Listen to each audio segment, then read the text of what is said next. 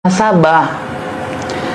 Kiai Imad, saya itu bukan ahli nasab, dan Kiai Imad juga nggak pernah bilang dia ahli nasab kan? Betul, betul. Tapi dia mubahis fil ansab, orang yang membahas tentang persoalan nasab.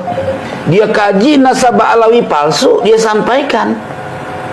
Terus tesis Kiai Imad selalu di-framing tidak diuji kelayakan katanya.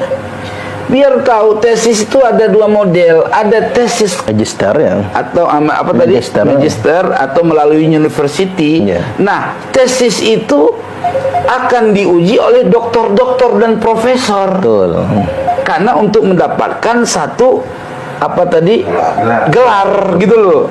Nah, kalau Kiai Imad gak gila sama gelar, dia nggak perlu dapat profesor, dia nggak perlu dapat gelar doktor gitu loh. Doktor apa doktor? Doktor. Doktor, kalau dokter tukang obat ya. Tukang nyuntik. Nah, nggak perlu dia. Kenapa? Dia ingin menyampaikan bahwa nasabah alawi setelah saya teliti palsu, dia buat satu karya supaya siapapun orang, mau profesor, mau doktor, mau kiai, ya, mau ustadz yang punya kemampuan ilmu teliti, benar orang? Gitu. Betul, betul. Ternyata setelah tersebar itu tesis tersebut, saya melihat tesis itu, saya nggak baca tuntas loh tesis itu. Tapi saya lihat apa bahasa inti. Nasabah alawi batil karena tidak terverifikasi dari kitab-kitab nasab yang ada di abad ke-4, 5, 6 sampai selesai. Baik, Said. Ini kita udah mengerucut ini. Karena kita sudah masuk dan kita sudah dapat jawaban tentang Ustadz Idrus Islam tentang Roma. Beliau sudah masuk tadi bahwasanya ditinjau dari aspek mana nasabah alawi ini dikatakan batil. Karena hari ini kita menghindari perkataan terputus. Karena kalau putus pernah nyambung. Ibarat orang cerai kan pernah nikah berarti kan. Nah, hari ini kita ingin mendengarkan penjelasan dari beliau, apa tinjauan dan kajiannya untuk menegaskan nasabah alawi ini batil, sekaligus juga tentang apa sih urgensinya kitab sezaman untuk mengisbat nasab ini. Kita persilahkan. Baik. Semua para ilmuwan ahli nasab, ya, dari zaman ke zaman itu menetapkan sesuatu ndak asal-asal main. Ndak ada sistem mimpi, ya. Ndak ada sistem melalui proses kasab, ya. Tidak juga melalui konsep sistem baru paham Atau prasangka ya. Ya, baru paham. Dulu gua nggak paham, sekarang gua baru paham. Nggak ada begitu, nggak.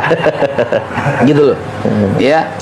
Jadi batalnya sesuatu dalam ilmu nasab itu sebenarnya muradif dengan ilmu hadis.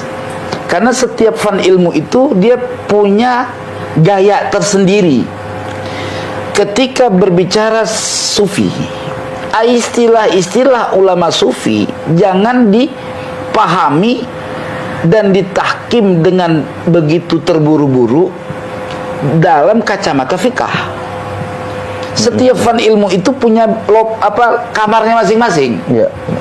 Ilmu nahu, kalau kata orang ilmu nahu nih ya, ilmu yang lain mah nggak ada gunanya kalau kagak ada ilmu nahu, kata orang ulama ilmu nahu. Karena orang tidak akan paham Al-Quran, tidak ketemu segala sesuatu dari isi Al-Quran dan segala sesuatu dari makalah Nabi kecuali dengan mengetahui ilmu alat, ya nggak?